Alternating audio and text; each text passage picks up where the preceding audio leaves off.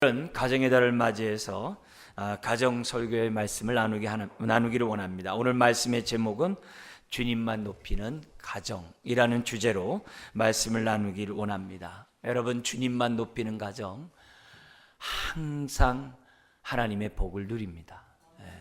가정의 달을 맞이해서 여러분의 가정이 주님만 높임으로 항상 복을 누리시기를 주의 이름으로 축원합니다. 하나님은 우리가 하나님의 복 가운데 살기를 원하십니다. 가정은 뭡니까? 하나님의 창조의 꽃으로 만든 것이 가정이에요. 사람을 창조할 때 하나님이 맨 먼저 창조하지 않았어요. 모든 만물을 창조하신 제일 마지막에 창조했어요. 만약에 먼저 창조해 보세요. 먹을 것 구하기 어렵죠. 살기가 힘들죠. 사람이 살기 가장 좋은 환경을 만드신 다음에 사람을 창조했어요. 하나님의 배려죠. 사랑이죠. 가정이 무엇입니까? 제일 먼저 창조된 이 아담을 위하여 뼈 중에 뼈, 살 중에 살인 하와를 만드시고 둘이서 한 몸을 이루게 한 것이 가정입니다. 가정을 창조하신 분은 하나님이세요. 하나님이세요.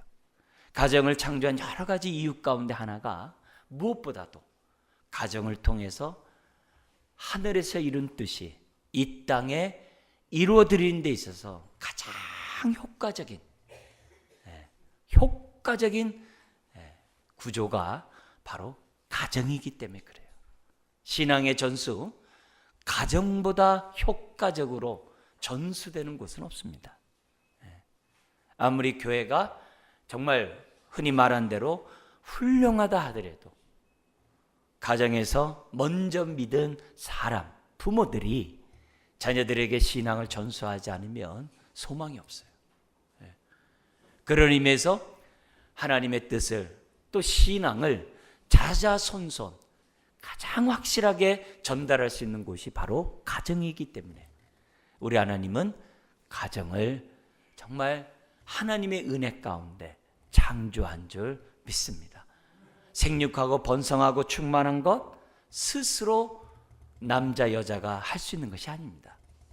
그래서 우리 하나님은 먼저 복을 주시고 생육하고 번성하고 충만하라고 명령하신 거예요.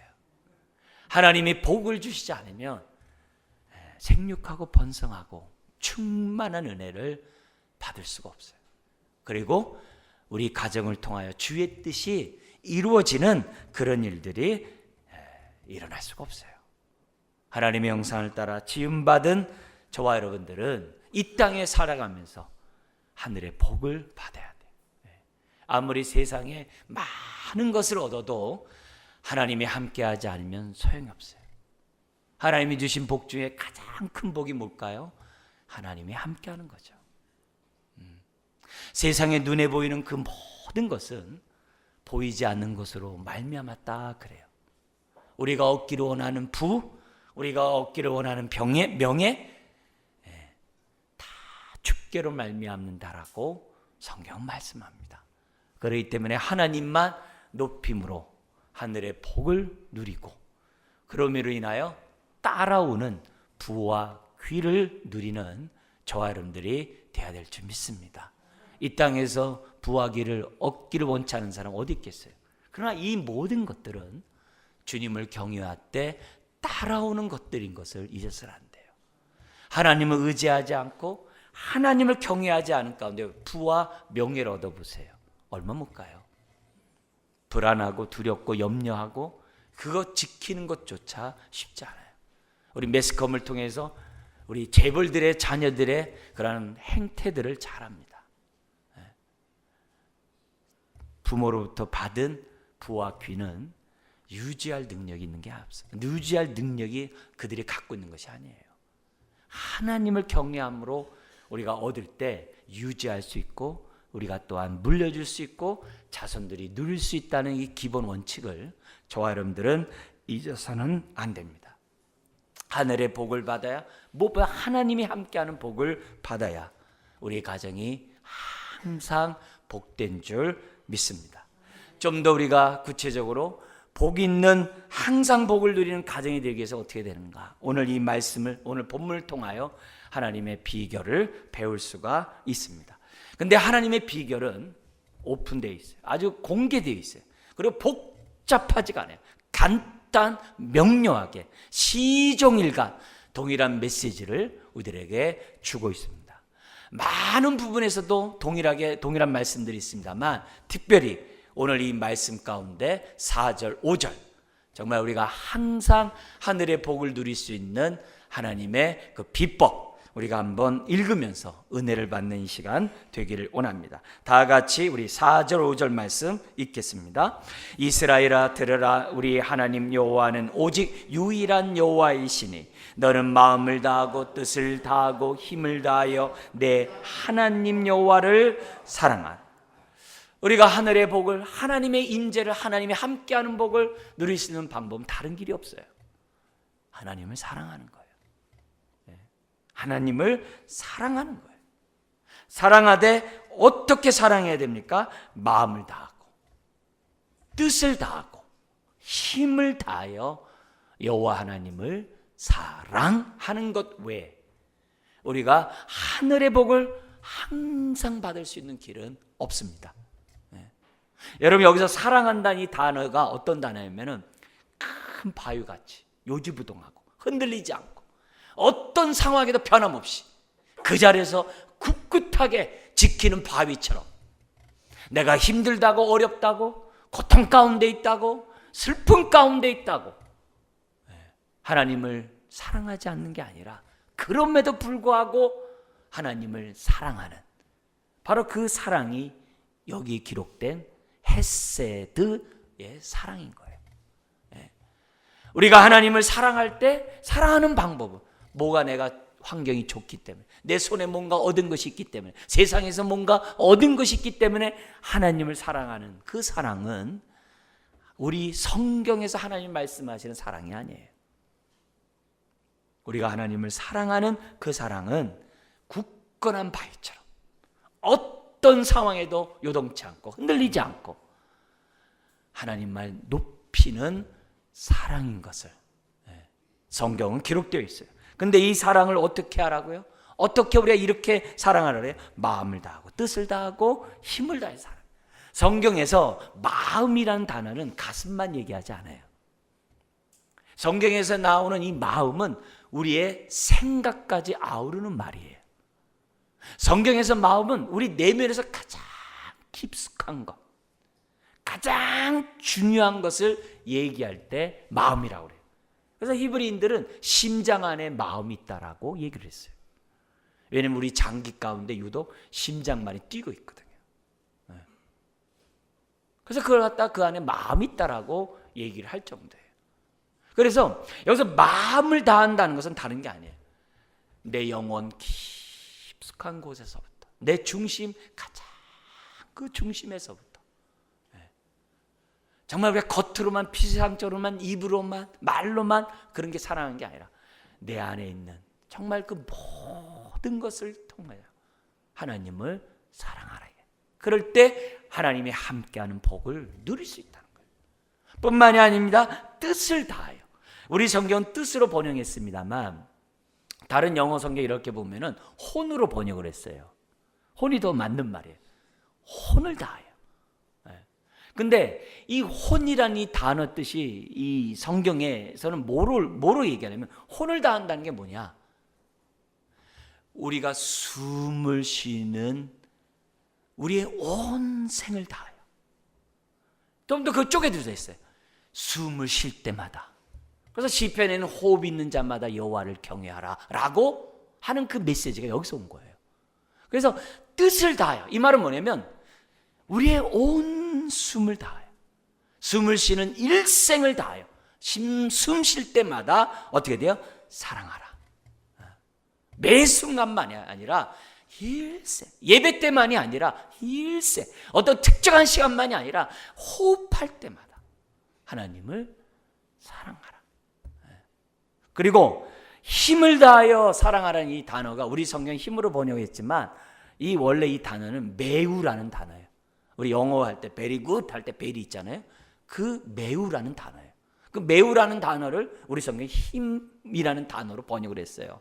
왜냐하면 그것이 우리에게 굉장히 적합한 단어이기 때문에 번역을 했어요.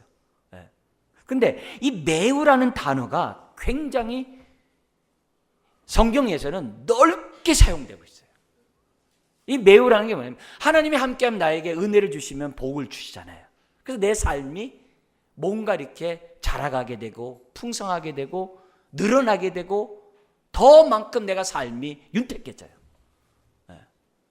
그러면 너가 하나님을 옛날에 섬겼을 때 그 수준이 아니라 현재 누리는 그 수준으로 하나님을 사랑하라는 거예요. 그게 성경에서 말하는 이 매우가 주는 의미예요.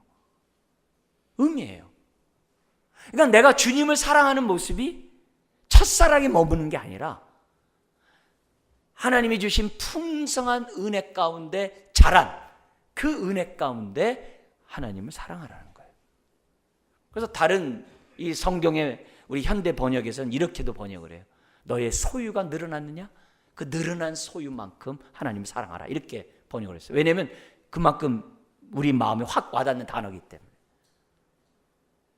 우리가 하나님을 사랑할 때 사랑하는 그 방법이 과거 옛날의 모습에 머물면 안 된다는 거예요. 때마다 시마다 하나님이 주시는 은혜가 있는데, 그래서 내가 그만큼 은혜를 누리게 되어 있는데, 그만큼 내가 신앙이 자라고 그만큼 내가 어떻게 돼요? 주로 아는 지식 속에 지금 살아가고 있고 그만큼 많은 복을 누리고 있는데, 그렇다면 현재 있는 그 모든 것을 다하여, 그걸 갖다가 힘을 다하여로 번역한 거예요. 힘을 다하여 내가 갖고 있는 모든 것을 다하여, 힘을 다하여 하나님을 사랑하는 거예요. 내가 갖고 있는 모든 것을 가지고, 그것이 능력이든 나의 어떤 감정이든 그것이 물질이든 내가 갖고 있는 명예든 모든 것을 동원하여, 그게 뭐예요? 힘을 다하여. 그렇게 사랑하는 그런 자들에게 이른 비와 늦은 비를 주실 뿐만이 아니라 구름기둥과 불기둥으로 인도할 뿐만 아니라 사막에서 반석에서 물이 나오게 할 뿐만이 아니라 시편 84편인 것처럼 눈물 골짜기를 지나가는 이 험난한 세상 속에 때를 따라 돕는 샘물을 주신다고 그래요. 항상 함께하는 하나님의 복을 주신다라고 성경은 약속하고 또 약속하고, 그것을 누린 사람들이 기록한 것이 성경이에요. 그들의 삶을 통해 주님의 하나님의 말씀이 진리구나 경험한 자들이 기록한 것이 성경이고 오늘 본문인 것을 저와 여러분이 잊어서는 안 돼요. 그렇다고 주객이 전도되면 안 돼요.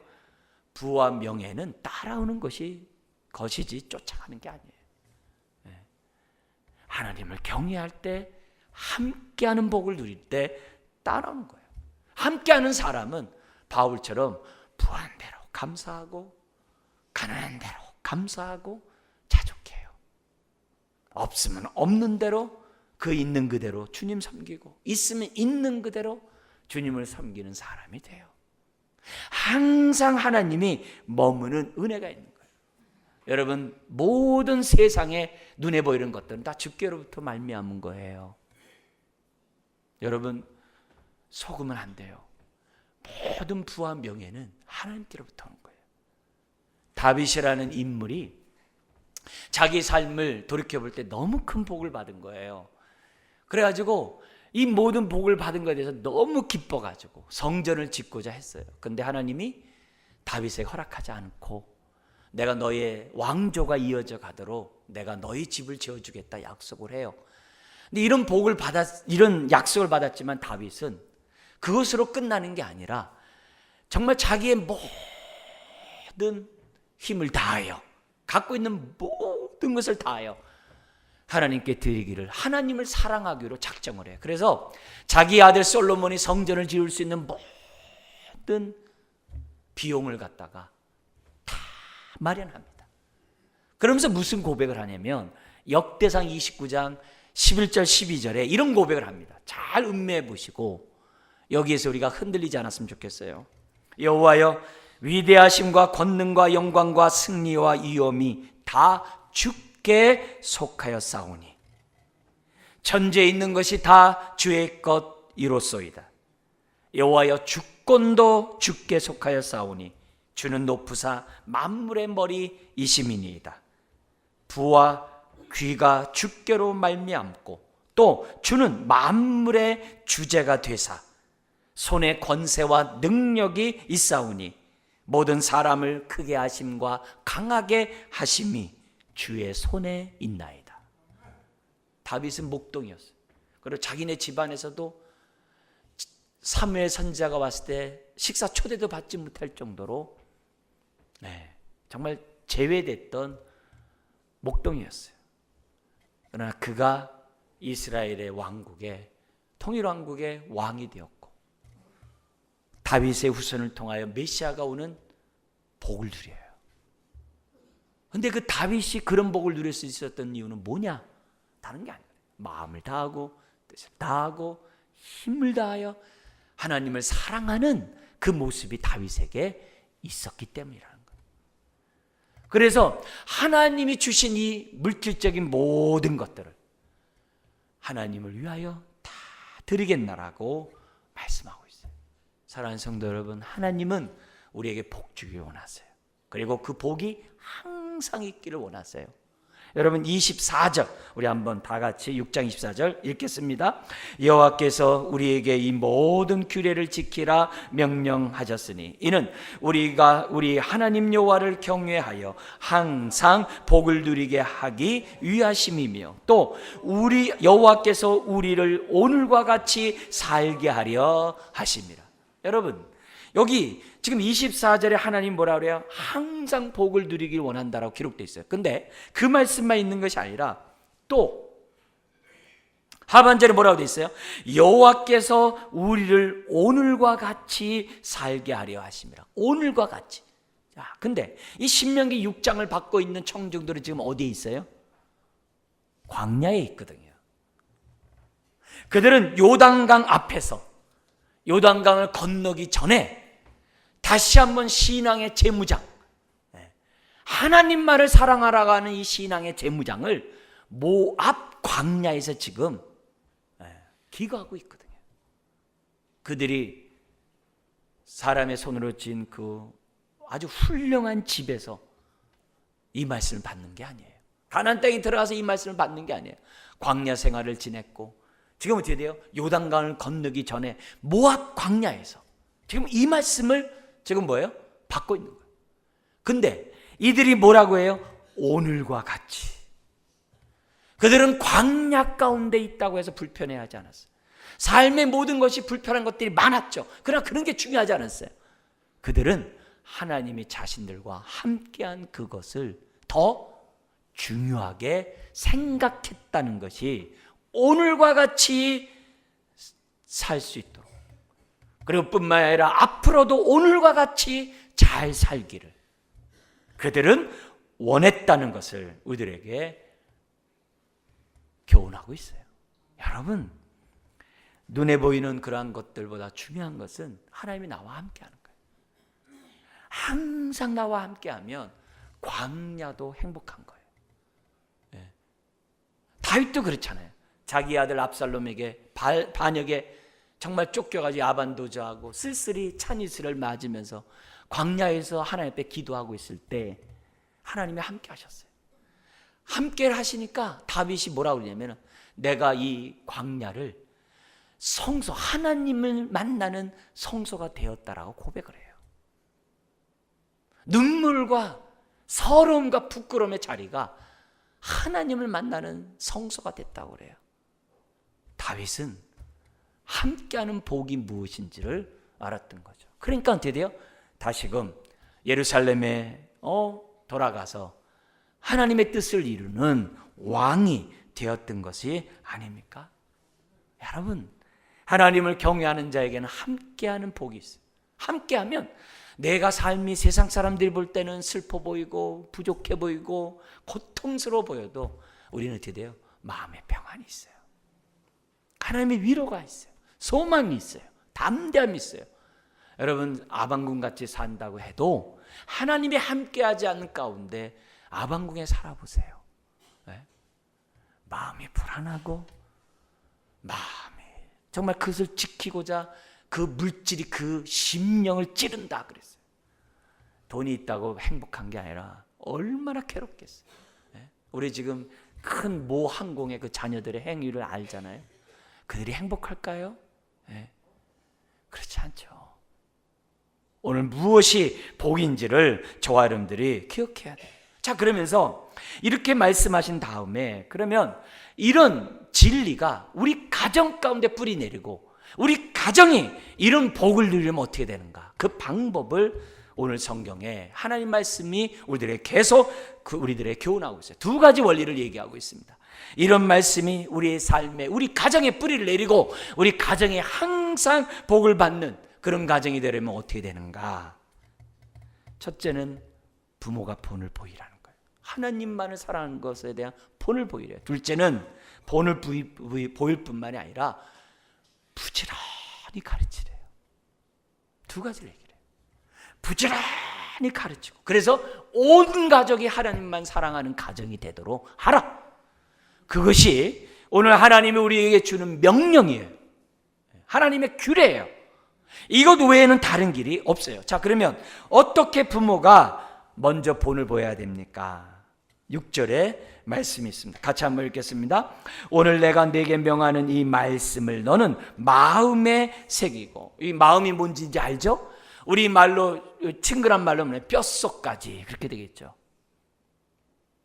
뼛속까지 하나님만 사랑하고 높이는 것을 본을 보이라는 거예요.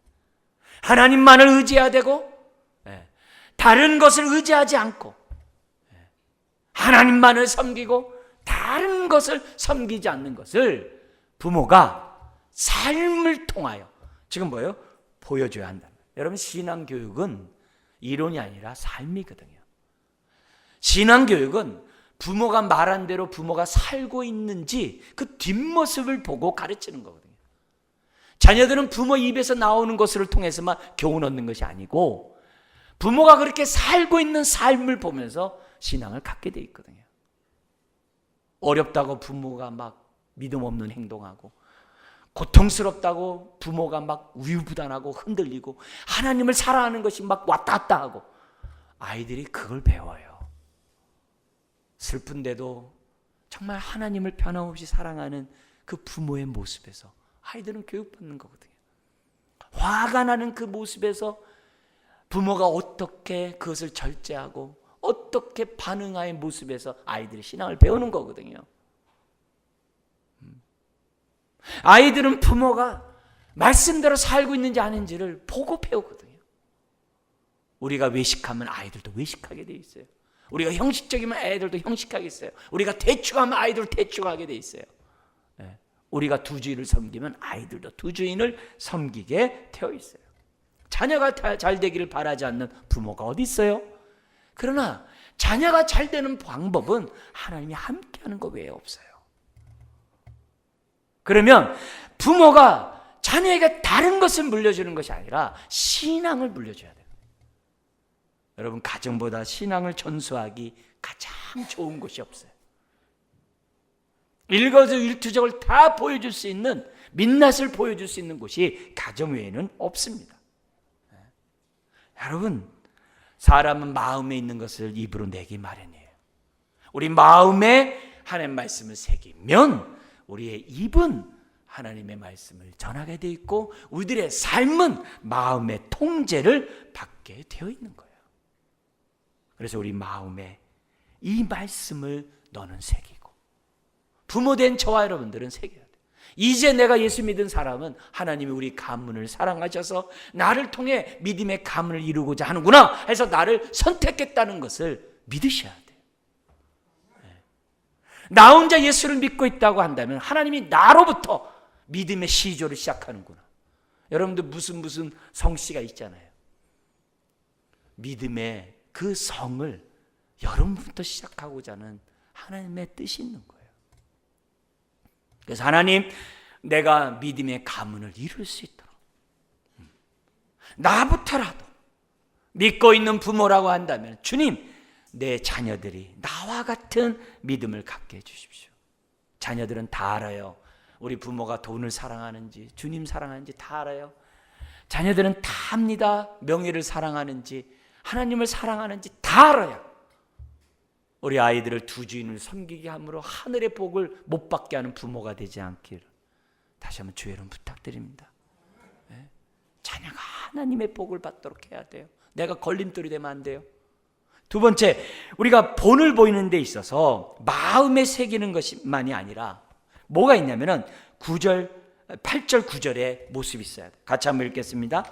너는 또 그것을 내 손목에 매어 기호를 삼으며 내 미간에 붙여 표로 삼고 또 내 집 문설주와 바깥문에 기록할지니라. 이 말은 뭐냐면 마음에 있는 건 아이들이 못 봐요.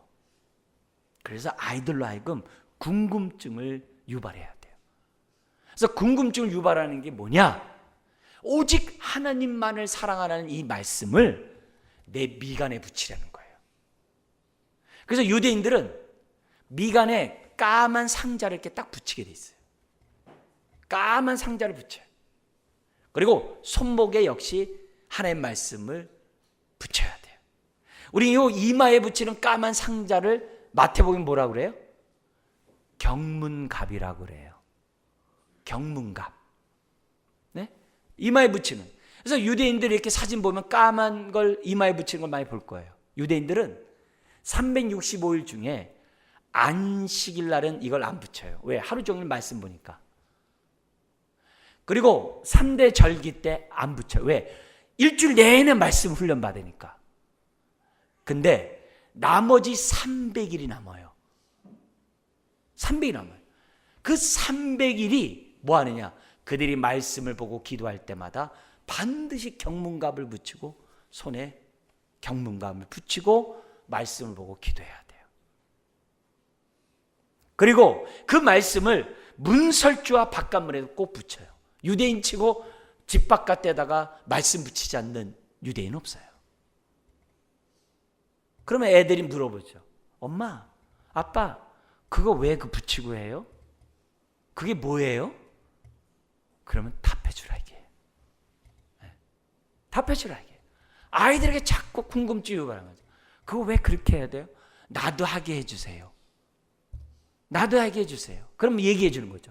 이마에 미간에 붙인다는 게 뭐냐? 너의 생각을 말씀에 사로잡으라는 뜻이란다. 손목에 붙이는 이유가 뭐냐? 너의 삶이, 너의 행동이 말씀에 순종해야 한다는 걸 아는다. 왜 문설주와 문 밖에 붙여요? 집 안에서나 집 바깥에서나 항상 하나님의 뜻대로 살아야 하느니라. 그런 의도로 붙인다 하면서 의미를 알려주는 거예요. 네. 그런 의미를 아이들에게 뭐예요? 시청각적으로 보여줘야 되는 거예요. 그래서 우리는 자녀들에게 자꾸 하나님의 말씀에 노출되고 그 말씀에 관심을 가지고 그 말씀에 따라 하나님을 사랑할 수 있도록 모든 환경을 다 해야 돼요. 우리 5월달 되면 가족 찬양제를 해요. 관심들이 없어요. 네. 행사로 봐요. 안타깝게 짝이 없어요, 사실. 교회에서 그렇게 하는 의도는 다른 게 아니에요. 여러분의 집안에, 여러분의 자녀들에게 신앙의 유산을 물려주자는 훈련의 과정이에요. 여러분의 가정에 가장 귀하게, 여러분의 인생에 가장 귀한 찬양이 뭔지 있어야 될 거 아니겠어요? 그래서 여러분들이 하늘나라에 갔을 때 자식들이 그 찬송 부르면서 여러분을 기억하게 하는 찬송이 있어야 될 게 아니에요. 우리 집안이 그래 모이면 그래도 이 찬송 부르고 뭐 많은 찬송 있지만 그래도 그런 게 좀 있어야 되잖아요. 그런 훈련을 우리 가족들이, 우리 자녀들에게 그 찬송과 가사를 부르면서 신앙을 배우는 거거든요. 신앙을 배우는 거거든요. 즐겨 부르는 찬송이 있어 보세요. 자녀들이 그 찬송 부를 때마다 여러분을 생각하지. 그러면 그 찬송 부르면서 감사하게 될 거고 그 찬양은 자기 자손들이 또 부르게 하겠죠. 그래서 부모는 어떻게 하든지 간에 신앙이 전수되도록 뭔가 보여야 되는 거예요. 우리가 이 테필린이 경문감을 붙이듯 그게 아니면 뭐예요? 찬송을 갖다가 아주 18번 부르듯이 부르든 또 성경에서 40일 동안 암송을 시켜요. 그런 암송을 할 때에도 말씀을 마음에 새기게 하든 뭔가 방법을 통해서 자꾸 해야 되는 거거든요. 애들은요, 부모가 이렇게 외우면요, 옆에서 귀를 듣고 금방 외워요. 부모가 안 외우니까 애들이 안 외우지. 그런 의미에서 부모는 하여튼 간에 아이들에게 호기심을 유발해서 묻게 해야 돼요. 그래서 애들이 하나님을 사랑할 수 있도록 만들어야 될 사명이 있어야 한다는 거예요. 부모가 손에 경문가 붙이고 손목에 붙이고 문설주와 여기 바깥문에 붙이는 그 말은 형식 쇼가 아니에요. 이 말은 부모가 먼저 말씀에 따라 정말 생각에서나 행동에서나 집안에나 집 밖에서나 뭐 하라는 거예요? 본을 보이라 이 말이에요. 부모가 먼저 말씀에 순종하는 본을 보이라 이게요. 근데 부모의 생각이 성경과 다르고 부모의 삶이 하나님 말씀과 떠나고 집안에서의 말과 집 바깥에서 말이 다르고 그럼 애가 뭐 배우겠어요? 그 얘기가 아니란 거예요.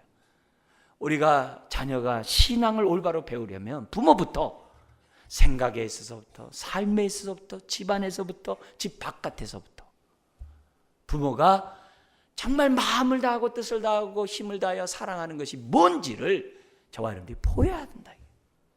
그래야 우리 자녀가 신앙을 전수받게 되고 우리 가족이 하늘의 복을 누릴 수가 있다는 거죠. 그래서 두 번째 방법이 나와요. 본을 보이는 두 가지가 마음뿐만 아니라 우리가 겉으로 보여주는 것뿐만이 아니라 그게 두 번째로 우리 가정에 이 말씀이 뿌리 내려면 어떻게 되느냐? 7절에 있습니다. 같이 한번 읽겠습니다. 내 자녀에게 부지런히 가르치며 집에 앉았을 때에든지 길을 갈 때에든지 누워있을 때에든지 일어날 때에든지 이 말씀을 강론할 것이며 이 말은 뭐예요? 부지런히 가르치라는 거예요. 근데 대개 부모들이 자녀 교육 때는 언제예요? 딴 때는 몸마다 밥 먹을 때 이렇게 마주 대하잖아요. 그럼 밥 먹으면 맛있게 먹어야 될 밥에 아이들이 듣기에는 우리는 정말 생명의 교훈을 말한다고 하지만 아이들은 잔소리로 받을 때가 많죠. 밥상머리 교육이 정말 그때밖에 없어 하지만 그게 효과적이지 않을 때가 많아요. 그런데 하나님 우리에게 주신 방법은 밥상머리 교육만이 아니에요. 삶 전체가 아이들에게 교훈이 되도록 살아야 한다는 것을 가르칠 때 밥상머리에서만 가르치지 말고 삶 전체가 가르쳐야 한다는 것을 지금 뭐예요? 7절을 우리들에게 가르쳐주고 있어요. 그러니까 우리가 이렇게 사는 것이 그게 곧 자녀들에게 가르치는 거죠. 때로는 우리의 자녀들이 부모의 가르침을 귀찮아하고 듣기 싫어하고 막 딴청 피우고 막 그런 경우가 취할 수 있어요. 여러분 그때마다 우리가 자녀 교육을 포기하면 안 돼요. 왜요? 그게 자녀가 복받는 길이니까. 그러면 하나님 앞에 기도해야 돼요. 하나님 내 자녀의 마음이 내 말에 귀를 기울일 수 있도록 은혜를 베풀어 달라고 기도를 해야 돼요. 그리고 또 뭐냐? 내 삶을 돌이켜봐야 돼요. 내가 정말 삶 전체가 말씀대로 살고 있는지를 돌이켜봐야 돼요. 그리고 뭐요? 그래도 안 되면 울어야 돼요. 내 자녀가 굳은 마음을 갖고 있는 그 모습 보고 울어야 돼요. 왜요? 하늘의 복을 못 누리는데. 편안하게 밥이 들어갑니까? 잠이 잡니까? 그렇게 하면 안 된다는 거예요. 우리 자녀가 어떻게 하든지 간에 듣기 싫더라도 가르쳐야 되는데 지혜가 필요한 거고 보온된 삶이 필요한 거고 정말 때에 맞는 말들이 필요하다는 거죠. 그래야 아이들이 들을 귀가 생기는 거고 아이들이 부모의 말에 귀를 기울일 수 있는 일들이 생겨나는 거죠. 방치하면 안 돼요. 방임하면 안 돼요. 그렇다고 강압적으로 하라는 얘기도 아니에요. 부모가 먼저 본을 보이되 그러나 어떻게 돼요? 가르치라 이게. 잠언 22장 6절에 보면 어릴 때부터 가르치면 나이가 먹어서도 그 말씀을 떠나지 않는다라고 하는데 거기 뭐가 되냐면 어린아이 때부터 아이를 가르치면 가르침으로 어떻게 하냐면 그 아이의 의지를 꺾으래요. 좀 더 원색적인 표현을 쓴다면 아이들의 옛사람의 그 고집을 꺾으래요. 뭐래요? 말씀으로요. 그러니까 부모가 이 어렸을 때서부터 아이들에게 하나님을 사랑하는 그것을 정말 보여줘야 한다는 것을 우리에게 가르쳐줘요. 그러면 어떤 일이 벌어지냐? 부모의 말에 귀를 기울인대요. 그리고 부모처럼 그 안에서 하나님을 사랑하는 마음이 소록소록 나오게 되고, 그리고 사랑함으로써 하나님의 말씀대로 순종하는 모습들이 따라오게 된다는 거예요. 그러면 어떻게 돼요? 부모는 안심하는 거죠. 왜요? 하나님이 그와 함께 할 것이고 하나님이 그 내 자녀를 책임져 줄 것이니까. 여러분, 자녀를 위해 우셔야 돼요. 그리고 특별히 우리는 아버지, 어머니 세대로 끝나는 게 아니라 할머니, 할아버지 세대로 갈 때까지 하나님의 건강 달라고 기도해야 돼요. 왜냐?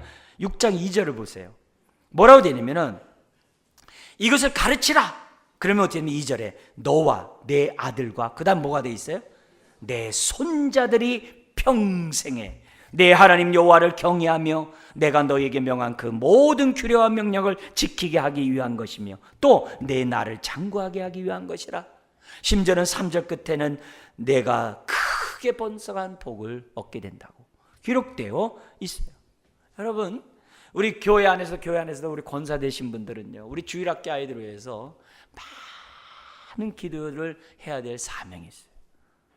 기도는 섬기는 거예요. 많이 다음 세대를 위해 기도해 줘야 돼요. 근데 집안에서 할머니, 할아버지들 기도하셔야 돼요. 하나님, 우리 자자손손이 믿음의 가문 이룰 수 있도록 도와주세요. 여러분, 야곱이 신앙훈련을 누구에게 받았을 것 같아요? 물론 그 아버지 이삭에게 받았겠죠. 그러나 야곱이 어린 시절의 신앙훈련은 아브라함에게서 받았다는 걸 잊어서는 안 돼요.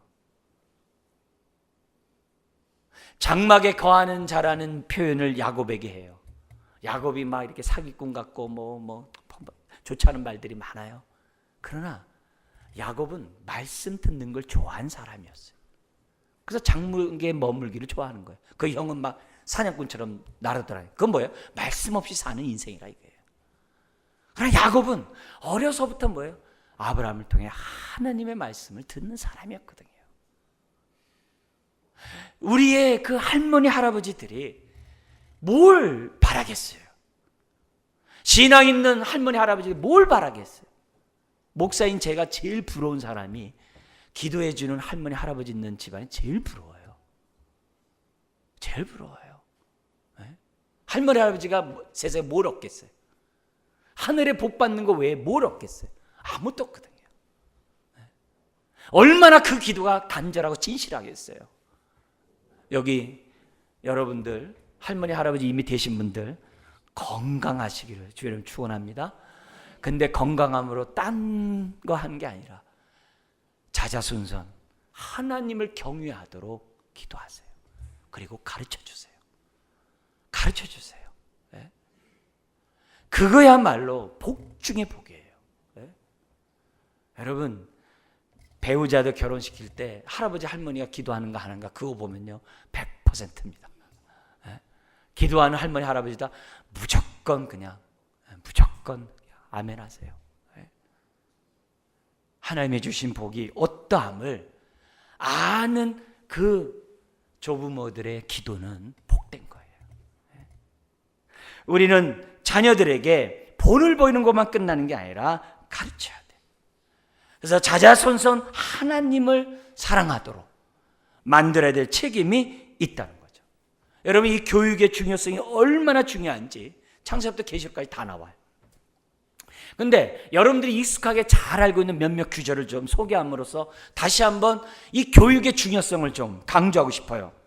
사사기 2장 10절에 보면 사사기는 가나안 땅에서 자기 속에는 옳은 대로 삶으로 아주 풍비박산을 당한 그 이스라엘의 모습이 나와요. 근데 그들이 왜 그렇게 엉망진창의 삶을 살고 복을 못 누렸는가? 2장 10절에 나와요. 뭐라고 되냐면 한번 들어보세요. 그 세대 사람도 다 그 조상들에게로 돌아갔고 여호수아를 비롯한 갈렙, 가나안 정복에 힘썼던 사람들이 다 하늘나라로 갔어요. 그 후에 일어난 다른 세대, 다음 세대는 여호와를 알지 못하며 여호와께서 이스라엘을 위하여 행하신 일도 알지 못하였더라. 이스라엘 요단강 건너편에 길갈이라는 동네가 있어요. 길갈에서 진을 치고 정복을 했어요. 근데 그 길갈이 뭐냐? 할례를 행하면서 우리의 수치를 하나님이 제거했다. 하나님은 우리의 언약의 하나님이다. 우리와 함께하는 하나님이다 라는 이름으로 길갈이 생겼어요. 근데 다음 세대들은 우리 길갈에서 만나자. 근데 길갈이 뭔지 몰라요. 우리 길갈에서 우리 하나님 차례, 도대체 길갈에서 왜 만나자고 그럴까? 몰라요. 왜요? 가르치지 않았으니까. 부모가 가르치지 않으면 우리 자녀들은요, 하나님 안 섬겨요. 여호와를 알지 못하며 그랬어요. 안 가르치면요, 안 돼요.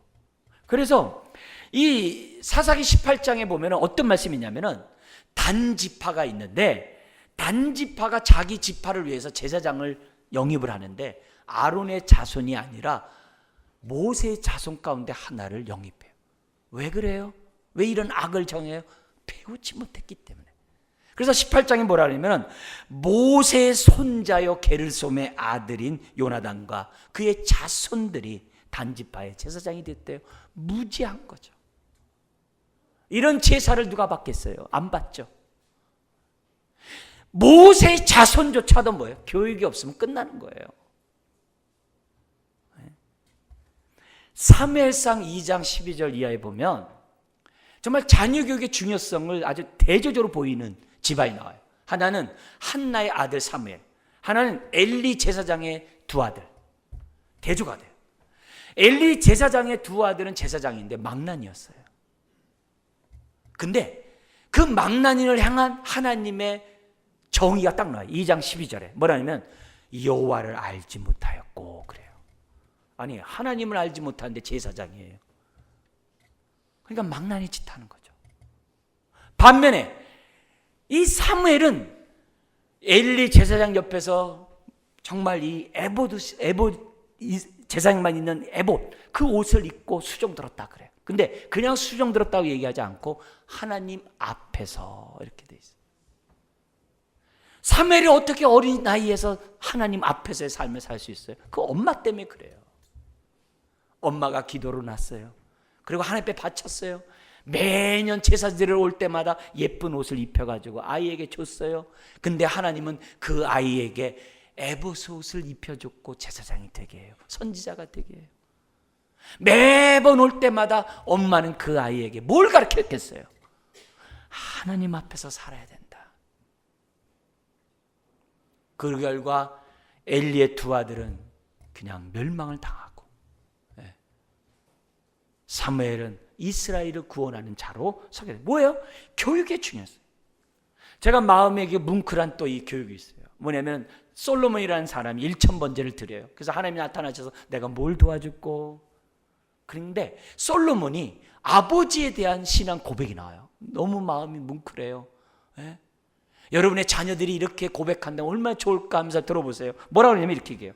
솔로몬이 이르되 주의 종 내 아버지 다윗의 성실과 공의와 정직한 마음으로 주와 함께 그리고 주 앞에 행함으로 주께서 그에게 큰 은혜를 베푸셨고, 그리고 또 주께서 그를 위하여 그 은혜를 항상 주사 오늘 솔로몬이 내가 왕이 되게 하셨나이다. 이렇게 고백을 해요.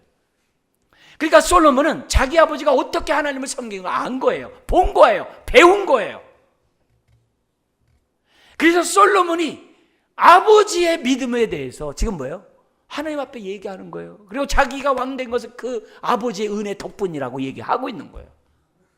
다른 것도 아니라 이 솔로몬이 하나님 앞에 뭐라고 그래요? 아버지의 성실과 공의와 정직한 마음으로 하나님과 함께 하나님 앞에서 행한 것을 솔로몬이 고백해요. 여러분, 내 자녀가 우리 아버지는 하나님 정말 잘 섬겼다. 제 자식이 저보고 우리 아버지는 목사였는데 말이야 엉망이었단다. 끔찍스러운 거죠. 그죠?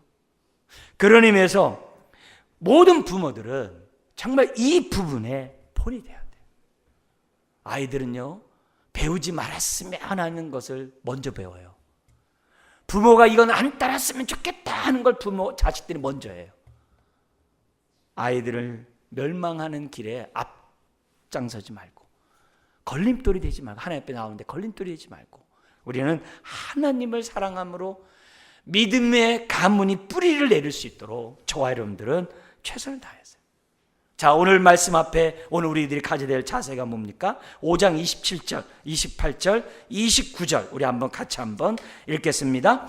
당신은 가까이 나아가서 우리 하나님 여호와께서 하시는 말씀을 다 듣고 우리 하나님 여호와께서 당신에게 이르시는 것을 다 우리에게 전하소서. 우리가 듣고 행하겠나이다 하였느니라. 여호와께서 너희가 내게 말할 때 너희가 말하는 소리를 들으신지라. 뭐라고? 여호와께서 내게 이르시되 이 백성이 내게 말하는 그 말소리를 내가 들은즉 그 말이 다 옳도다. 다만 그들이 항상 이 같은 마음을 품어 나를 경외하며 내 모든 명령을 지켜서 그들과 그 자손이 영원히 복받기를 원하노라. 이게 무슨 말이냐면 십계명을 받았어요.